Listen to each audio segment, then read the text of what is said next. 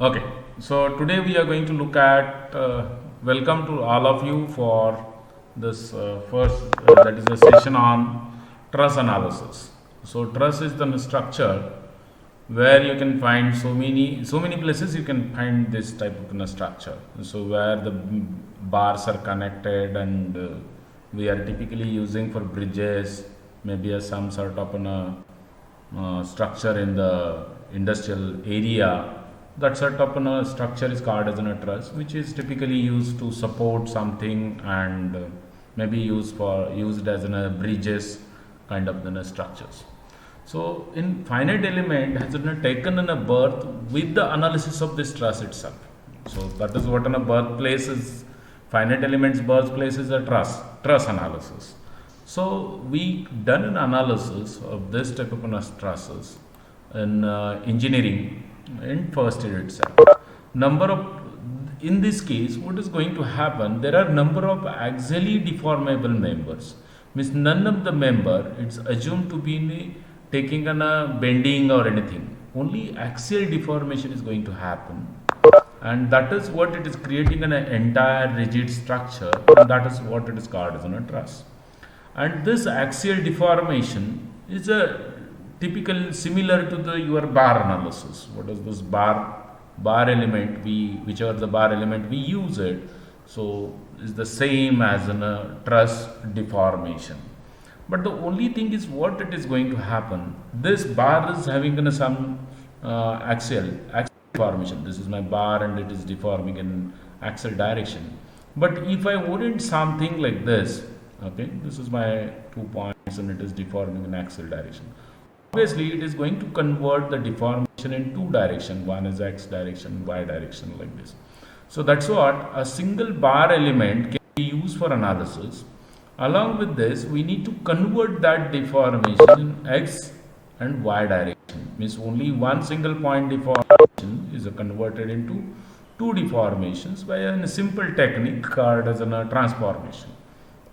We'll see it how it is to be done. This is what in a typical bar, and this is one node, this is my second node, and deformation u1 is here and then u2 is here.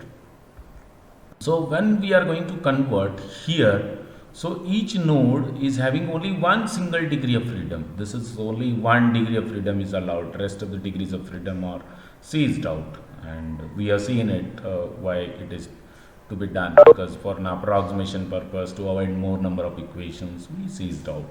So now we need to, if I orient this within a certain angle, just look at it, what is going to happen. So this is nothing but an x-axis I will get. This is my y-axis, sorry, this is what an y-axis, this is x-axis. So this is what an angle of theta it is oriented with respect to x-axis. So obviously deformation of u1, what are the projection of this u1 is to be taken on x-axis as well as y-axis. This is nothing but a resultant of it. So we studied in kind of a mechanics part. So this can be converted into x deformation as well as this single u can be converted now in x deformation as well as y direction deformation. Similar fashion I can go ahead for another node. Now we have given two deformations, that is the degrees of freedom for individual node. That's what total degrees for this particular node is having a 2 DOF. One is moving in x direction, another is having in y direction. So each node is having how many degrees of freedom? This is having 2 degrees of freedom, and that total number of nodes are 2. So that's what this particular element will have 4 degrees of freedom, and that's what we need to have on a single bar element will now converted into 4 algebraic equations, and one is saying x direction of first node, then y direction of second node, then x direction of first node, second node, and then like this. So this is what the way we can get in a total 4 degrees of freedom for a single bar element by just orienting and providing in a certain equations for it. How it is to be done? It's in a simple technique through which we can do it. So we can have this, already we have seen it. Now we need to just determine x direction deformation, which is depend on u1 as well as u2. This deformation depends on both points. One is taking cos theta, another is taking sin theta. And already we studied that cos theta and sin theta are called as a direction cosines. These direction cosines part we studied in vectors. So it is typically work like on a vector, x deformation, y direction. So this cos theta is represented with L. Sin theta is represented with M. So now I can convert this into a two equation. One is in x direction, another is in y direction. So I'll get in a two direction cosines. This L and M are called as a direction cosines of that particular element. The similar fashion I can now get for x direction I can now convert these two equations. This is one and this is my second equation into matrix form. This is Lm minus Ml like this.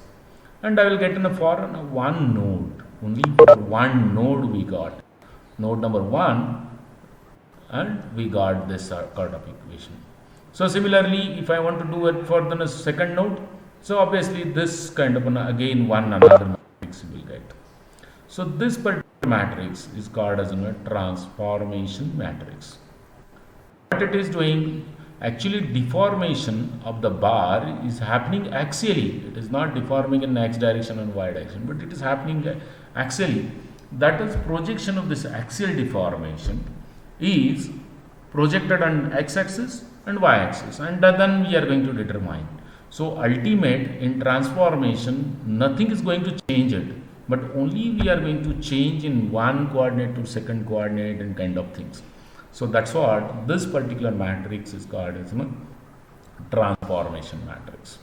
So obviously this transformation matrix, if I apply to the deformation of individual elements and kind of things, my analysis will become easy. So how it becomes easy, that is I can now have this is nothing but for bar element. This is for bar element. I need to convert this into a truss element. Truss element needs is 4 by 4 matrix. Here it is bar element is having a 2 by 2 matrix.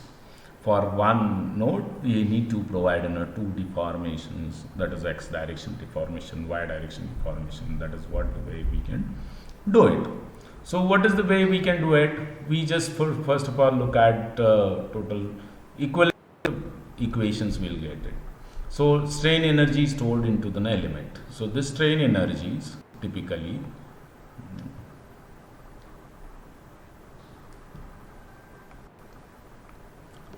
in strain energy, what it happens, U is equal to half.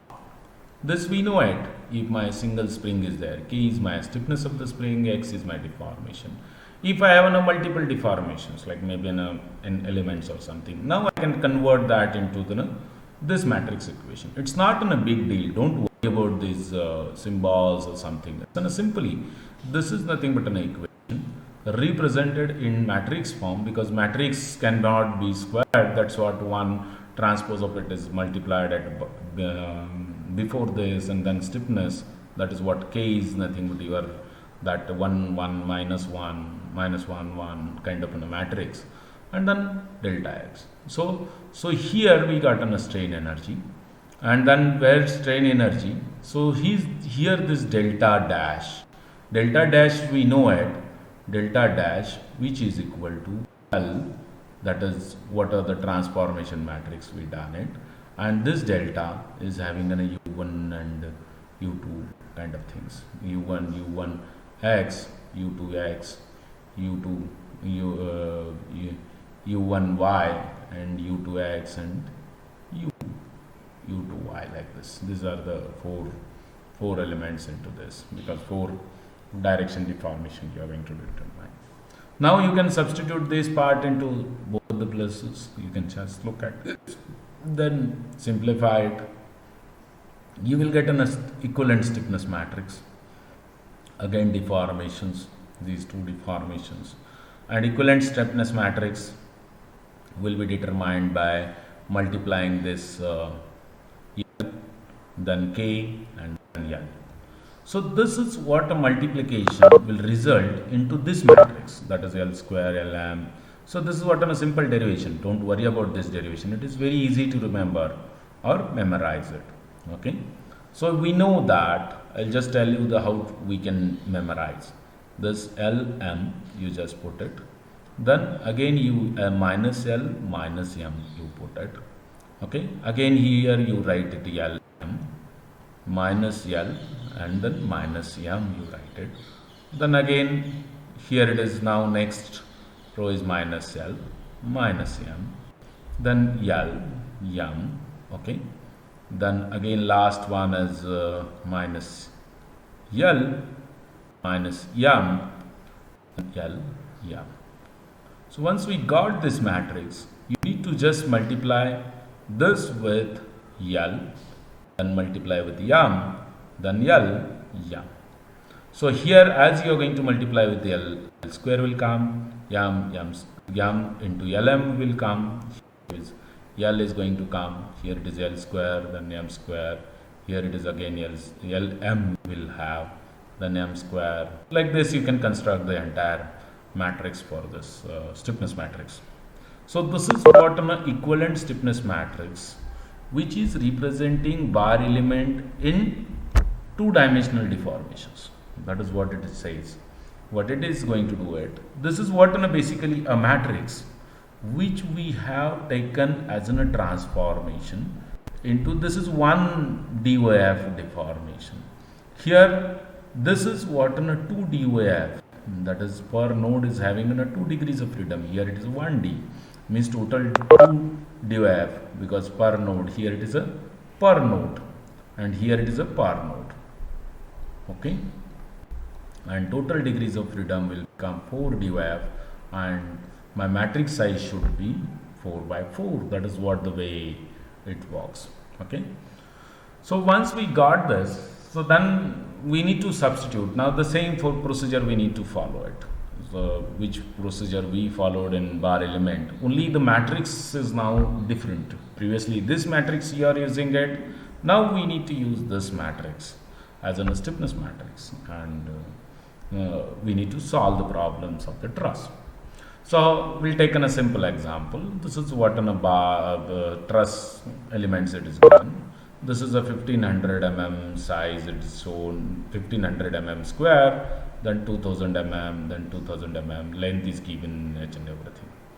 So there are 3 bar trusses shown in the figure. Determine the nodal displacement. These are the nodes. This is my one node, then second, third, like this 3 nodes are there.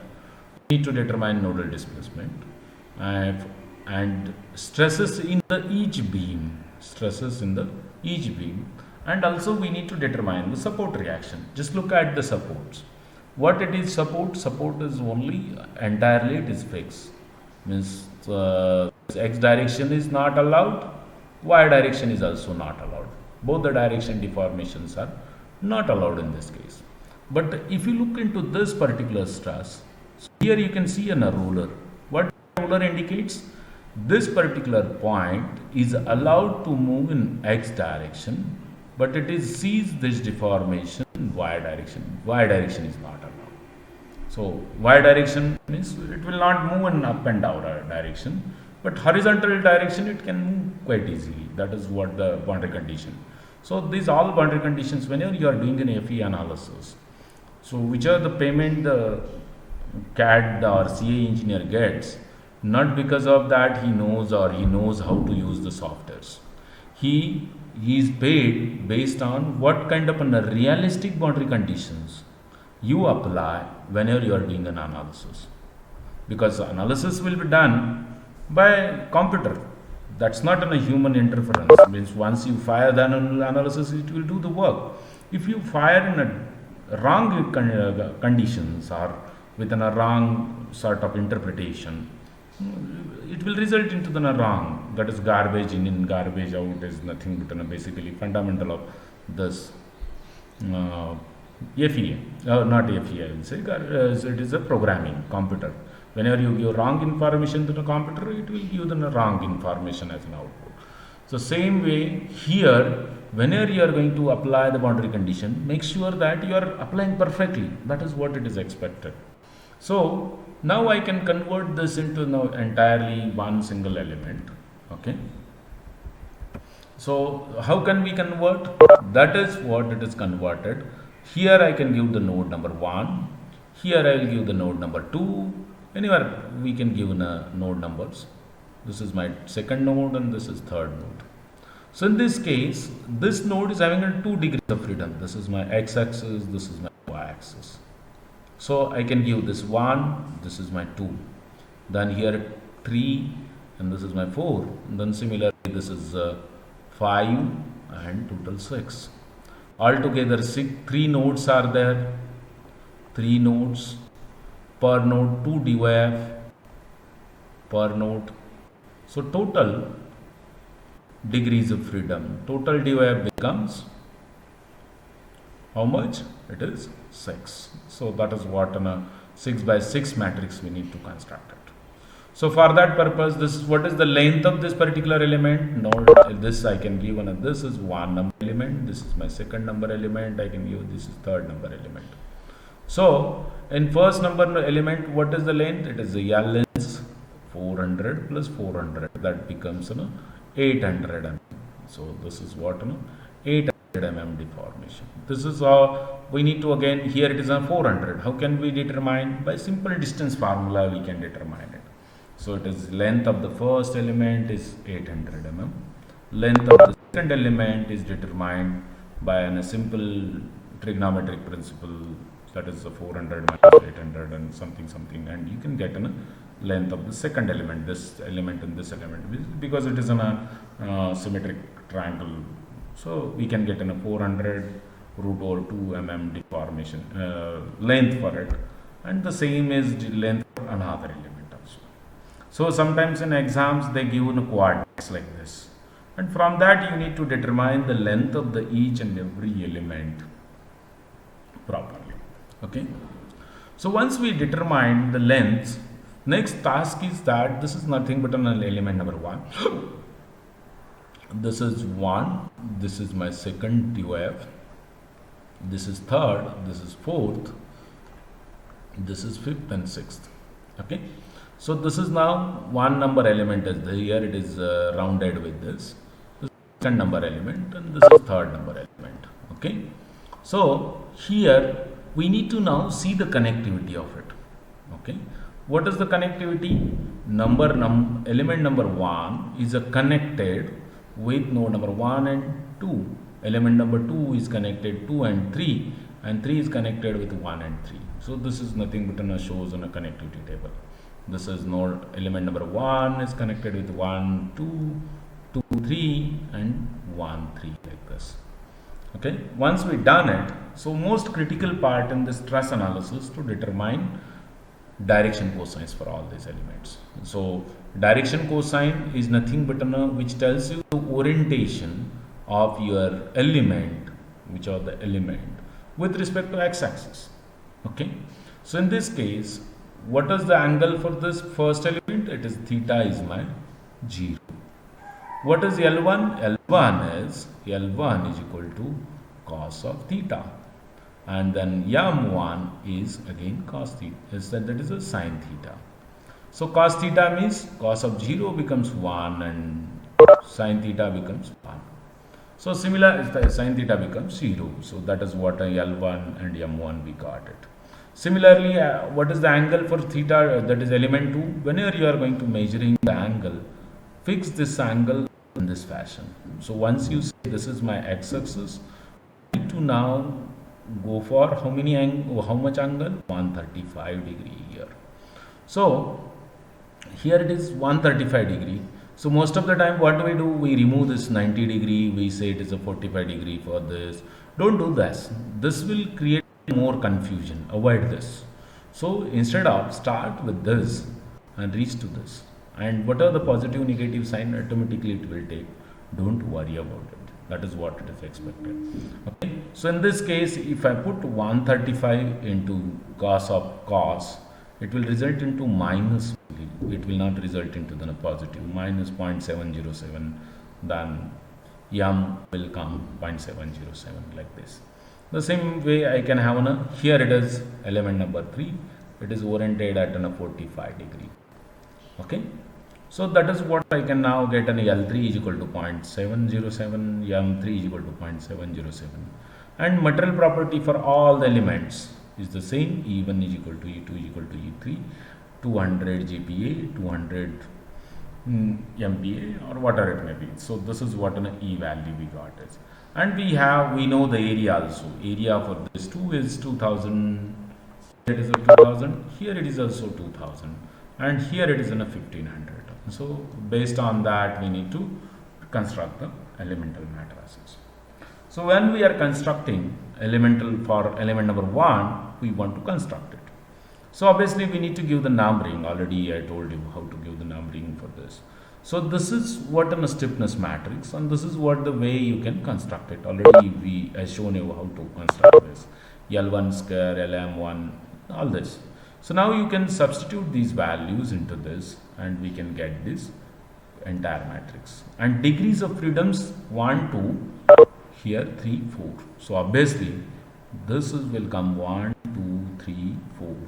So now I can multiply this part into the inside, and I will get this numbers directly onto this. So this is the way you can construct an element number 1. So we'll now look at how to construct an element number 2. For element number 2, so what is the L1, L and M values? Here I'll write it here. L2 is minus 0.707 and M2 is 0.707, and E and A value we know it. So we can substitute here. It is a E value, then area, and this is my length. So you can substitute here. You can just look at it. Your node number 3, what are the node number 3 is 2, this is 2 element, this is having a 3, this is having a 4, this is having a 5, this is having a 6. That's what it is to be written: 3, 4, 5 and 6. Don't change the sequence. If you're going to change the sequence, it will mess up everything. So you can substitute into this, you can multiply it, and you will get the matrix like this: 3, 4, 5, 6. Similarly for element number 3, that is L3 will come 0.707 and M3 will come 0.707. Okay. So now here it is this kind of an element. Here it is a degrees of freedom is 1, here it is a 2, here it is a 5, here it is a 6. So how it is connected? This is 1 number node, this is 3 number node. So obviously my matrix numbers on this matrix I need to write 1, 2, 5, 6. Here it is 1, 2, 5, 6. Now I can substitute this A, E and all these parameters, and this L3 and M3 also. I will get the matrix in this fashion. So this matrix and this matrix is not the same. So because this is oriented at 135 angle, here it is oriented at 45 degree. Sometimes it is maybe exactly reverse. Okay, so that is what the case you can look at it. So when you are assembling it, what is to be done? So I'll just do one thing so that you people can understand quite easily how to assemble it. Okay. Once again, we'll just revise that part and then we'll move towards next part.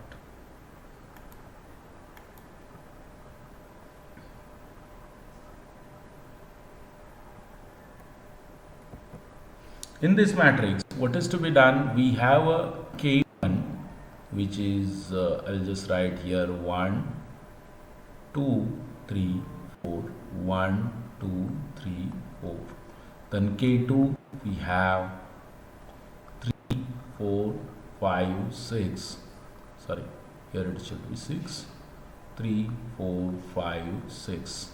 And then K3 will have, we have 1, 3, 5, 6, and this is 1, 3, 5, 6. And we have to have one bigger matrix which is going to tell me the 1,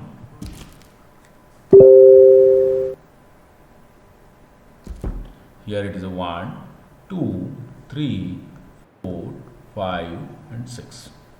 So we need to now have a matrices. This is 1, 2, 3, 4, 5 and 6. So I have to have a 1 matrix here, 1 row, then second row, then my third row, then fourth row, fifth row and then sixth row. This is 1 row, then second column, then third column, fourth column, fifth column and then sixth column. This I need to. These are the points where we need to fill these numbers. How can you fill up the number? So I need to look at this is 1 1. This is one number. I will bring it. I will keep it here. 1 2 1. This is this I will write it here. Then 3 1. Here I will write it. Then 4 1. Here I will write it. So similarly, I can get an entire matrix 1 3 4. So like this. Okay, this is what on a 3 rows we covered. This is what on 4th rows we covered it. So we just now look at this matrix 3 4 5 6.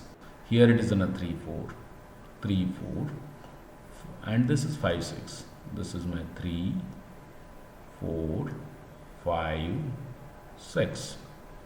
This will get added. This will get added into this. Okay. This is what the way we are going to insert element number 3 4. Sorry. Something is wrong into this. Once again I will do it so that quite easily we can understand. So here at 4 vertical, 5, 6 vertical lines, 1, 2, 3, 4, 5, and this is my 6th. This is 1, 2, 3, 4, 5, and this is my 6th. This is 1, 2, 3, 4, 5. So this is what an extra line I drawn it. 1, 2, 3, 4, 5 and 6. So here for even I have 1, 2, 3, 4, 1, 2, 3, 4. So this is what on a matrix we have. So what we can do it, this is nothing but a common. I'll write it here common. This is 1, 2, 3, 4 something. We can complete this with a filled circle. Okay, this is what the way we have filled it. Somewhere we done a mistake. Most of the time we do the mistake. So in K2, what is the element size? This is a 3, 4, 5, 6, and I have a 3, 4, 5, 6. Here it is in a third column and third row. So means where I have to go? It is the third column. This is the third row. This is my third row. So I have to start here. 3, 4, 5, 6. This is again 3, 4, 5, 6. Here it is, you just look at this 4 also. This is 3, 4, 5, 6. Then last one. So this way we got a second element is embedded. What about third element? We can have 1, 3, 5 and 6. Here we will most of the time we do mistake 1, 2, 5, 6, 1, 2, 5, 6. 1, 2, 5, 6 means this element will get added into this. I'll write another rectangle here. 1. Here it is another one will add it. 1, 2. Okay, 1, 2, 1, 2. So this way it will, I'll do a rectangle. Sorry, I'll just draw a rectangle for it. So where to go again? Here it is a 1 and 5, 6. 1 first row. Here it is my element. Here I am going to add it. Then here it is. I included this much. The rest of the again 2, so here it is this element.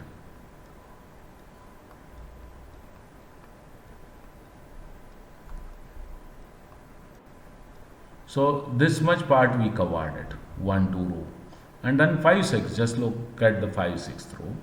Here it is a 1 2, so I need to write, I need to add the element here, 5 6 part, and another 2 elements will be added at this location. This is what the way we can construct the entire element assembly matrix, and that is the way it does an assembly.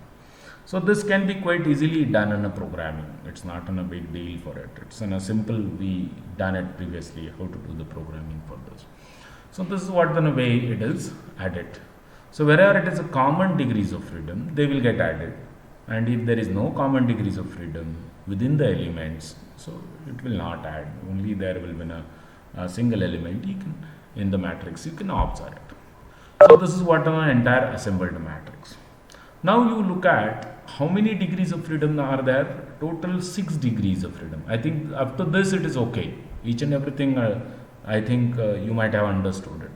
So is there any question? Shubham, are you there?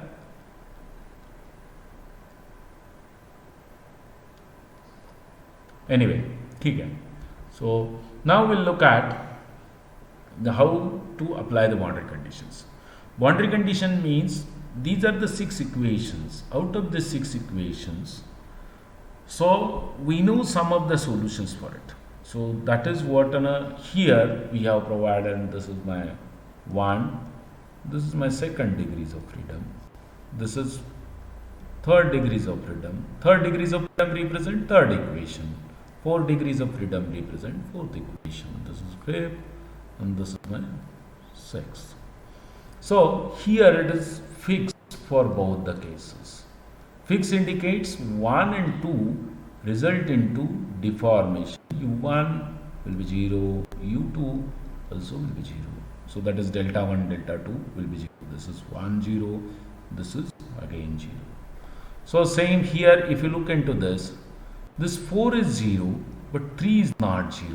So it is allowed this because it is a roller. So that is what I can, 3 I will allow, I will have 4 is 0. And rest of the degrees of freedom as it is. Means what is to be done? I need to remove this delta 1, delta 2 and delta 4 from the equations. Okay? Means what I am going to do it, I am going to remove this row, this column. So I remove this delta 1 from this. Same way I can have a delta 2, second row, second column, I will remove. Then fourth row, and this is my fourth column, I remove. And what are the remain part? This is nothing but one element, then second element, then third element, fourth, fifth, sixth, seventh, eighth, ninth. So this construct a 3 by 3 matrix, which will result into this is 3 by 3 matrix, and unknown is delta 3. I can now write in a delta 3, then delta 5 and delta 6, and then I have 3 equations 0, 0, and what are this 150 as in a force, that is minus, because in downward direction, this force is in downward direction. That's what it is to be written in downward direction. Okay. So we'll now look at how to do this.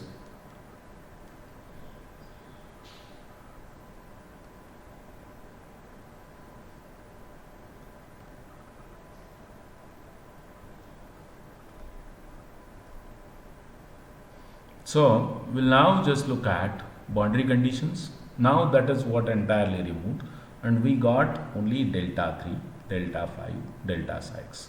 These 3 degrees of freedom we need to determine. That is what 3 deformations we need to determine. It's a simple Gauss elimination technique.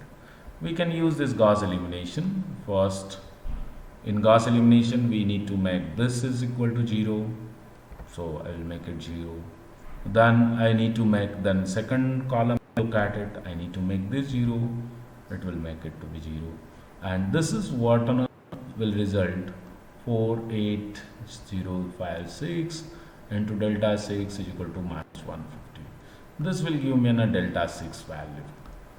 Okay, and then once we got this delta 6, I can now construct on a second equation 556 or something, and then I can go on determining 556 98, that is delta 5, which is equal to 0 minus 171.56 into delta 6, like this. I can quite easily determine delta 5 because delta 6 is already determined. Same way I can determine delta 3 also. So I can get a delta 6 here, then delta 5 I will get it here, and also delta 3 also.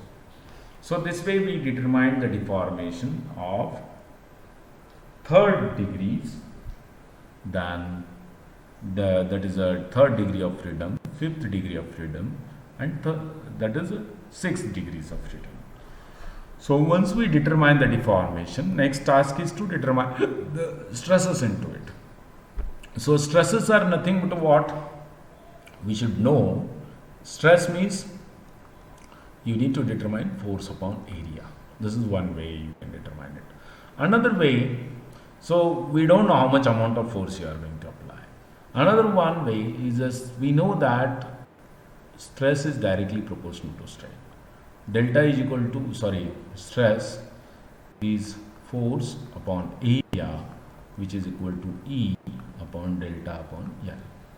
Okay, we know the delta, then we can substitute and we can get the stress value quite easily. Here it is a stress, I can quite easily determine E delta upon L. Here you can just look at here E by L. Here it also you can get an E by L here. Only thing is that delta, and this is nothing but a delta. It is to be determined. This is nothing but a single delta for that particular element, because individual element will have 4 degrees of freedom. That's what we need to look at this transformation. That is minus L1 minus M1 L. This is what an L M1. These are the direction cosines for that particular element. So now we can get a delta 1, 2, 3. Delta 1 is already 0. Delta 2 is also 0. Delta 3 we have determined somewhere it is something 0.3 something. Then delta 4 0.2 something. Delta 4 is also 0. So we can now substitute here 2.2, and you will get a stress of minus 0.005, and you can determine the force in that particular element is 75 kilonewton. That is also you can do it. Your stress in the particular element is a compressive because it is resulting into minus. So similarly, I can determine the stresses in the second element. Just look at what is the first element. This is my first element. This is my first element. This is my second element. This is my third element. So obviously, when I am going to apply the force, so this will result into this direction force, also this direction, and it will generate a compressive force into this. This is also compressive, and then we'll see it how it is that. Okay, sigma 2, same way here I can now have E divided by L. This is my deformation pattern, and sigma 2 is here it is a 1, here it is a 2, here it is a 3, then 4 and 5, and then 6. So here it is in a 3 is 0.2, 4 is C's, that is 0, 5 is already we determined 0.1, 6 we determined 0.312 minus 0.312. So we can substitute into this and we'll get stresses. So same way we can get a force in the element also. That is also possible. Same way you can determine sigma 3. That is what sigma 3. Okay.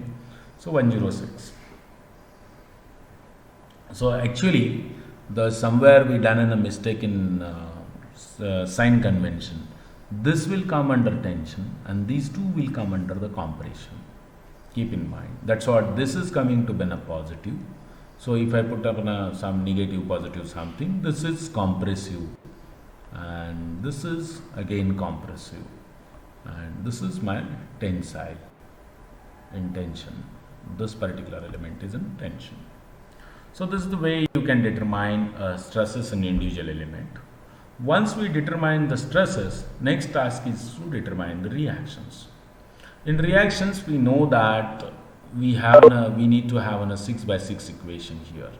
So here we have a 6 by 6 equation, delta 1 to up to delta 6. So here whichever the point where we have put up a boundary condition, that is what a deformation d1 is. This is my one reaction, this is my second reaction, and delta 4 is another fourth reaction, like this. Now I can determine the reaction at this particular location by constructing the equation of this multiplied with this. I will get an R1 and I will get the reaction force at R1 is 0, R2 is 75 kilonewton, and then R3 is also 75. If I add this 73 and R3 and R2, I will get 75. 75 plus 75 will result into 150, and this 150 Newton is nothing but an externally applied force. So that way it is kind of a cross check, you can observe it. So that is what on a reaction forces we can determine. I think this is what we finished up on a one problem. If you have any question, you can ask me the questions now. Yes? Anyone is there?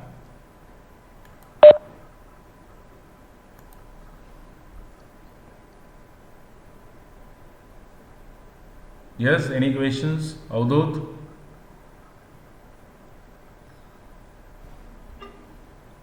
Avdut, you can ask questions.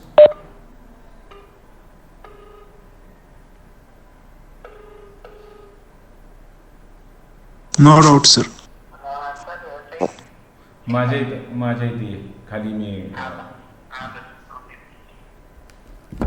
Okay, no questions. Okay, we'll now move towards the next problem. Okay, so here we can just look at the second problem. So here only two elements are there where we want to determine the stresses, deformations, reactions in the particular element. Just look at this. I will be back in minutes.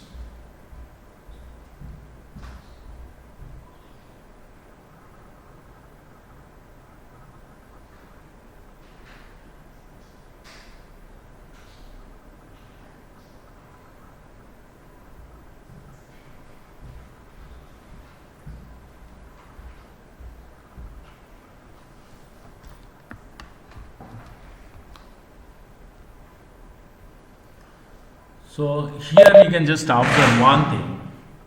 So there is two elements, element number 1, element number 2, and there is also one more element which is hidden. So which is, anyway, it is not creating any kind of a deformation. That's what can be ignored, and that is what from this point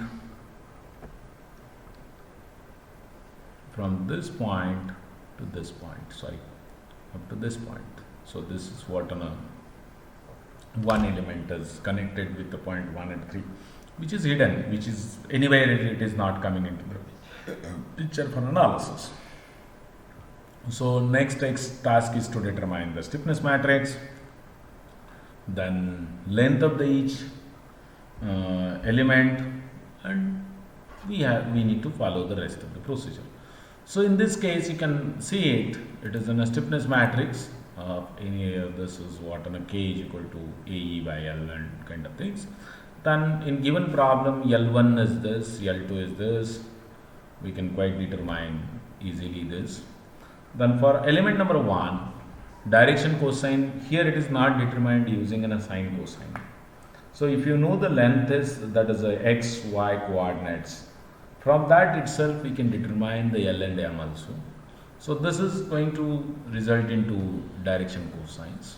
So x2 minus x1. x2 is nothing but a second coordinate, and then that coordinate of second number element, and x1 is coordinate of first number element. Note. So same way we can now use this L and M, we can determine for this. Then you determine K1, same fashion you can go for direction for cosines for element number 2. Then L and M, here you can determine L here and M, then determine K values here. Once we determine all these K and all these parameters, we can put into the matrix. Here it is, you can just look at here degrees of freedom for this particular structure like this. This is 1, this is 2, this is 3, this is 4, then 5, and this is 6. So this is 1, 2, 3, 4, 5, 6, and then 1, 2, 3, 4, 5, and 6. So here, how many degrees of freedom? This is also fixed, means 5, 6 is fixed, 1, 2 is fixed, means altogether 4 divs are C's. So only left is 3, 4, that is only 2 we need to determine it. Okay. So this is what on an entire assembly it is done. Then here we externally applied forces, you can just look at the externally applied forces, how much? 500 kilonewton, 50 kilonewton. This 50 kilonewton is converted into newtons by multiplying 1000, and then you can now remove first row because it is fixed, first column, second row, second column, then fifth row, fifth column, like this.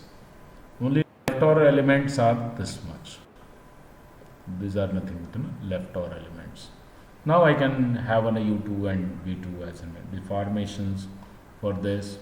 That is a node of that node 2 x direction deformation is U2, y direction deformation is V2. We can now solve it by a simple technique, that is Gauss elimination or any other. That is here you can use a Cramer's rule because we have only 2 equations. We can determine U2, then V2. We got these 2 deformations.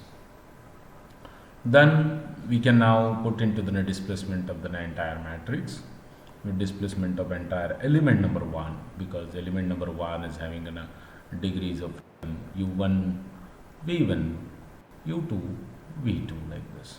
U1, V1 is already C, it is fixed.